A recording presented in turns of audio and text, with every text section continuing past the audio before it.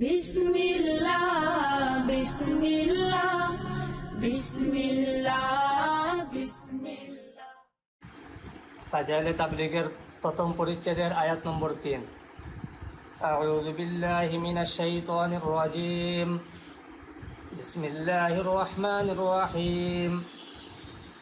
ওয়া'মুর আহলাকা বিস-সালাতি ওয়াসতাবির আলাইহা লা নাসআলুকা রিজকা নাহনু নারযুকুকা ওয়াল আকিবাতু লিত-তাকওয়া।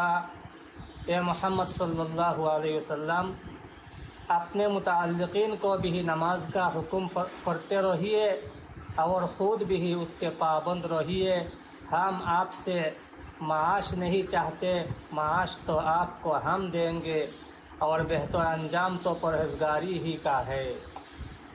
অর্থাৎ হে মুহাম্মদ সাল্লাল্লাহু আলাইহি ওয়াসাল্লাম, আপনি আপনার পরিবার পরিজনকে নামাজের হুকুম করিতে থাকুন এবং নিজেও উহার পাবন্দি করুন।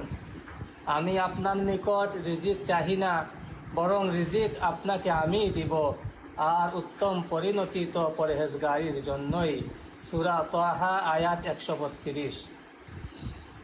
বিভিন্ন রেওয়ায়াতে বর্ণিত হইয়াছে যে নবী করিম সাল্লাল্লাহু আলাইহি ওয়াসাল্লামের যখন কাহারো রুজির অভাব দূর করিবার চিন্তা হইত, তখন তাহাকে নামাজের তাকিদ করিতেন এবং উপরোক্ত আয়াত তেলাওয়াত করিয়া এই কথা বুঝাইতেন যে রিজিকের প্রশস্ততার ওয়াদা গুরুত্ব সহকারে নামাজ আদায়ের উপর নির্ভর করে।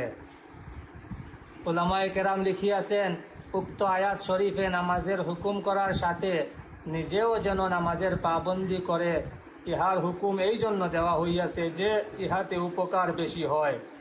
তবলিগের সাথে সাথে অন্যদেরকে যে জিনিসের হুকুম করা হয়, নিজে উহার উপর আমল করিলে অধিক কার্যকরী হয় এবং অন্যদেরকেও আমলের প্রতি যত্নবান হওয়ার কারণ হয়। এই জন্যই আল্লাহ তাআলা আম্বিয়া ইকরাম আলাইহিমুস সালামকে নমুনা স্বরূপ পাঠাইয়াছেন, যাহাতে লোকদের জন্য আমল করা সহজ হয় এবং কাহারও যেন এই ভয় না থাকে যে অমুক হুকুম কঠিন, উহার উপর কিভাবে আমল করিব। অতঃপর উক্ত আয়াতে রিজিকের ওয়াদা করার কারণ এই যে সময় মতো নামাজ আদায় করিতে গেলে অনেক সময় রুজি রোজগার, বিশেষত ব্যবসা ও চাকুরির ক্ষতি হয় বলিয়া মনে হয়। এই জন্য সাথে সাথে সন্দেহ দূর করিয়া দিলেন যে ইহা আমার জিম্মায়। এইসব ওয়াদা দুনিয়াবি বিষয়সমূহের ব্যাপারে করা হইয়াছে।